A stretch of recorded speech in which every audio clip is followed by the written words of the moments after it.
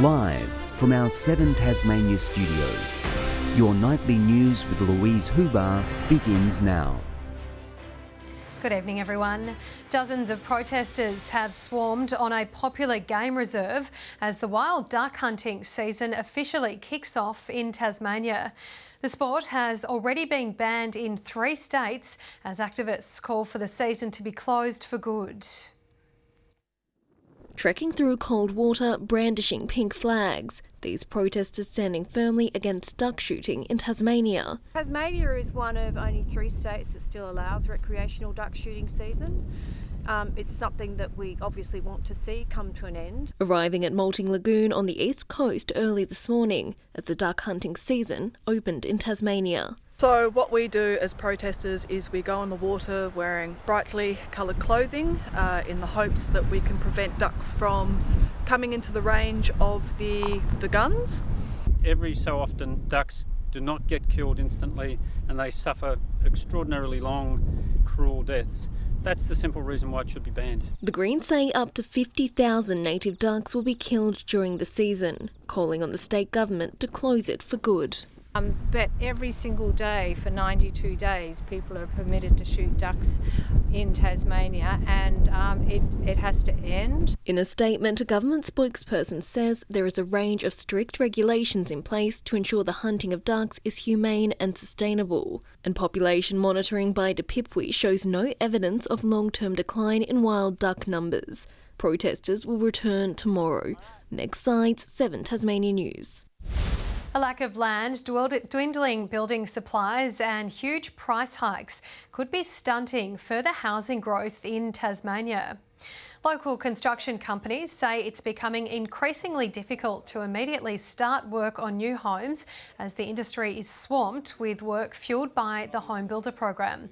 Almost 2,700 applications have been approved. When we look at our original estimates, Tasmania is probably running 3 times greater than we thought. We've got enough work roughly for a year and a half, 2 years, and the confidence level is fantastic. The program is set to end in March. Hundreds of eye-catching machines, most than half a century old, have roared back to life, dazzling crowds for this year's STEAMFEST event. The annual extravaganza with an important reason to celebrate as Tasmania's rich rail history is recognised. A journey back in time.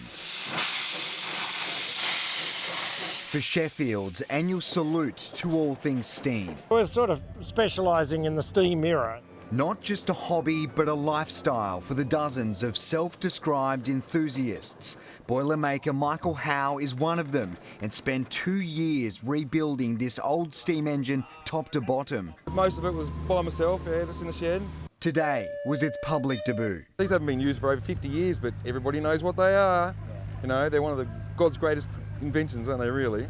Aside from the usual fanfare, this year's event holds special significance, celebrating 150 years of rail in Tasmania. You can see that everyone's just wrapped with the weekend. It's it's gone extremely well.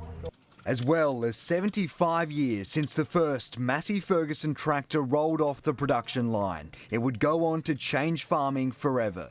They basically just replaced a horse and just pulled a plough like a horse did, and it was much more effective. Medieval battles, Irish dancing and tractor pulling treating all onlookers, but it's the transport of old that creates the most buzz. This miniature car was a COVID-19 passion project and features an extremely rare crankless Australian engine. I was able to retire early, so I had to have something to do, didn't I? Behind each carefully restored machine is a unique story, and that's what draws in thousands of punters every year. Garth Burley, 7 Tasmania News. A new men's shed has opened near Hobart, offering a workshop as well as a space for friendship and mental health support. The service said to now be more important than ever, following a tough and isolating year for many in the community. Brand new gadgets for a brand new space. For many of these members, a men's shed is a safe haven. We have good days and not so good days. But the men's shed just does give that social support. This new CLAREMONT spot opening today, offering tools for the workshop and mental health. If someone's having a bad day, there's enough other people there to sit down and have time to sit down and have a talk. It makes a heck of a difference. You know, people that, if you're just stuck at home by yourself, it's, you know, that's when the old minds start taking over and things become an issue, you know. A vital space for socialising and forming friendships, needed for plenty of older residents living in the area. People retire and then they're at a loose end and they just sit at home and don't know what to do. They can come down here and possibly just have a cup of coffee and just have a chat, or they can get involved in a project or both. Look, we certainly know that there are a lot of people in our community who live by themselves, older people. They can come, they can be included, they can feel part of something and feel like they've got a place where they belong. It's really important to people's mental health and wellbeing. With the service recently working extra hard following a tough year amid the COVID-19 pandemic. We spent a bit of time there trying to find work for people that were really lonely. They found a few volunteer jobs where they could actually still go and do something. You know, we had a few people that would ring and say, look, I've just got to get out, you know. The Claremont Men's Shed currently has around 30 members, with the doors open for more. Ruby COMMANE, 7 Tasmania News. And around 400 young and upcoming athletes from across Tasmania hit the track today for the Little Athletics State Individual Championships. Participants ranging from under 8s to the under 15s competing at the Domain Athletics Centre in the final meet of the season. Like, some take it seriously, but for a lot of them it's just about hanging out with their friends and having a bit of fun and trying to do their best. Races and events continue tomorrow. Shoppers in Hobart's mall were treated to a show today with a local dancing group twirling and grooving for charity. The Tassie rockers Hobart breaking out in some rock and roll moves from the 50s and 60s while raising money for leukemia. Also set to host a ball on March 27 for the cause. Get out there, support leukemia, support Tassie rockers for doing this fundraiser and come to our Glitz and Glam ball because it'll be an awesome night. The group is aiming to raise around $9,000. A spirited Tasmanian bowling side has fought back to regain a stronghold in its Sheffield Shield match against Victoria. Jackson Bird and Jared Freeman starred with the ball, with the pair snaring 7 wickets between them. Victoria was eventually bowled out for 199. In reply, the Tigers lost 2 wickets before stumps, but hold a 49-run lead heading into day 3. The Collingwood Magpies and the New South Wales Swifts put on a show for netball fans in a pre-season practice match in Hobart last night. The Pies maintained a strong lead throughout the game, delivering a convincing win, 75-45. The squad held netball clinics today and will face the Swifts once again tomorrow morning. Tasmanian para-athlete Dion Kenzie has become the first Australian with cerebral palsy to break the 4-minute barrier for 1,500 metres at the New South Wales Athletics Championships. The 24-year-old finished 7th in the heat with a time just under 4 minutes. He lowered his own Australian record in the T38 class by more than 5 seconds. Sailors from around the country have taken to the River Derwent for the SB20 Australian Championship, this year attracting 20 entries. 10 races will take place over the long weekend, with competitors battling it out in the Masters, Women's, Youth and Open division. The SB20 Championship for us is a big event. We conducted the World Championships recently, and to be selected for the Australian titles is great kudos to our club and the volunteers that run the races. Races will continue tomorrow, wrapping up on Monday. And finally, a Tasmanian powerlifter has reached new heights, breaking a world record in a stunning show of strength.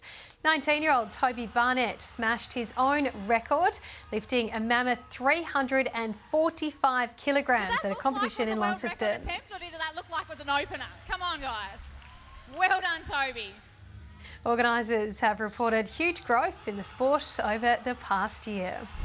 Good evening, everyone. Launceston, the state's top today, reaching 21 degrees, 19 in Hobart, and Burnie and Devonport both 18. Across the state, Flinders Island, St Helens and Friendly Beach is all 19, 18 for King Island, Low Head and Strawn, and a top of 17 in Lyowini. Clear skies can be seen across the north of the state today, with cloudy conditions elsewhere, slowly clearing during the afternoon. Further out, extensive cloud pushes up over the Bight beneath a high pressure system, while some thunderstorm activity can be seen near the border of Western and South Australia. Tomorrow's chart shows the high moving over the eastern seaboard with a ridge remaining over Tasmania. A cold front approaches the state later in the day. Variable winds tomorrow 5 to 15 knots, although northeasterly 10 to 15 knots in the north and becoming northerly 15 to 20 knots about the upper east coast in the afternoon. Partly cloudy and 21 in Hobart tomorrow, 23 in Richmond and Ouse. Launceston partly cloudy and 21, cloudy and 20 in Devonport and Deloraine, a top of 19. 19 in Burnie and Strawn tomorrow, 20 degrees and partly cloudy in Curry. And partly cloudy in the east with St Helens, Swansea and Whitemark all reaching 22 degrees. And the UV tomorrow remains very high 8s across the state. Looking on to Monday now, cloudy with possible light showers. Showers about the west and south on Tuesday. And on Wednesday, possible showers about the northeast, otherwise fine elsewhere. Partly cloudy and 29 in Perth and Adelaide tomorrow, 28 in Melbourne, 27 in Canberra and Sydney, a shower or two in Brisbane and 33 in Darwin. And currently Hobart, mostly cloudy and 16 degrees, partly cloudy and 18 in Launceston and partly cloudy also in Devonport and 16 degrees there, and that's Saturday night's weather.